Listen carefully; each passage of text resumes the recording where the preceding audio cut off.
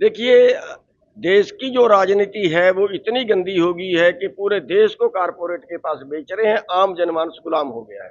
लुटेरों का राज है, कमेरों का राज नहीं है। वोट कमेरों की है, कमेरे भिखारी हैं। इस राजनीति को बदलने की जरूरत है।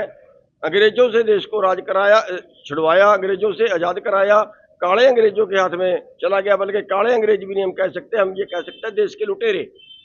देश को कानून बना के लूट रहे हैं। पहले डाकू चंबल घाटी में होते थे, अब डाकू जो है वो राजनीति में बैठे हैं।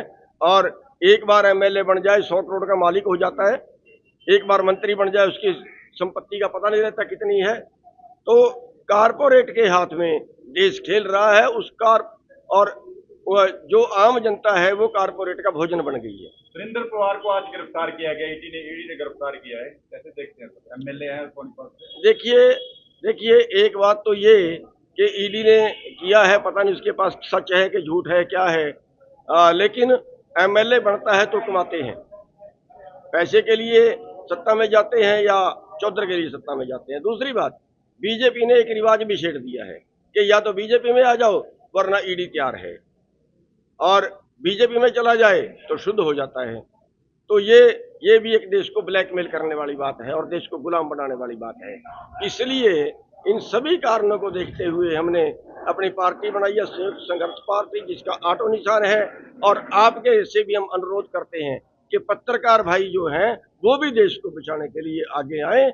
और सब लोगों में हम अनुरोध करते हैं कि इस पार्टी को ज्वाइन करें। लोग कह रहे हैं कि बीजेपी को फायदा पहुंचाने के लिए चुड़ूनी साहब ने पार्टी बनाई है। कांग्रेस ही कहते होंगे, सारे नहीं कहते। जब हम सड़क पे बैठे थे तब बीजेपी कहती थी कि कांग्रेस से पैसे लेके सड़क पे बैठ गए हैं। अब कांग्रेस कहती है कि बीजेपी से पैसे लेके ये पार्टी बना रहे हैं। तो भाई फिर तो हमें अमीर हो जाना चाहिए था। मैं इन पार्टियों से ये कहना चाहता हूँ, भैया हमारी जितनी जमीन बिकी है वो हमारी वापस दिलवा दो तो घर ही बैठ जाएंगे। कुछ बातें निकल कर आ रही हैं कि हरियाणा सरकार उन लोगों को सम्मानित करना चाह रही है, पुलिस या दूसरे अधिकारी हैं जिन्होंने किसान आंदोलन के दौरान कार्रवाई की। देखिए, ऐसा तो नहीं चाहिए कि जो ज्यादा अत्याचार करे उसको सम्मानित करें, ऐसा तो नहीं चाहिए। लेकिन ये इस आंदोलन में मैं शामिल नहीं हूँ, इसलिए बहुत ज्यादा जानकारी मेरे को नहीं।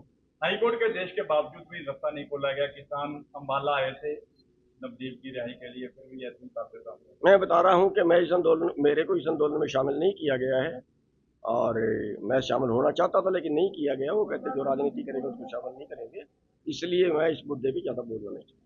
पंजाब में कामयाबी नहीं मिली थी, अब क्या रहेगा? देखिए, अगर बच्चा जो है वो बार बार गिरने से डर जाए तो वो तो कामयाब कभी हो ही नहीं सकता।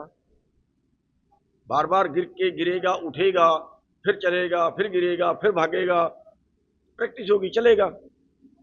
हम भी लड़ेंगे, जब तक ऊपर वाले ने दम दिया है तो लड़ेंगे। जिस दिन ऊपर वाले ने दम छीन लिया फिर राम राम।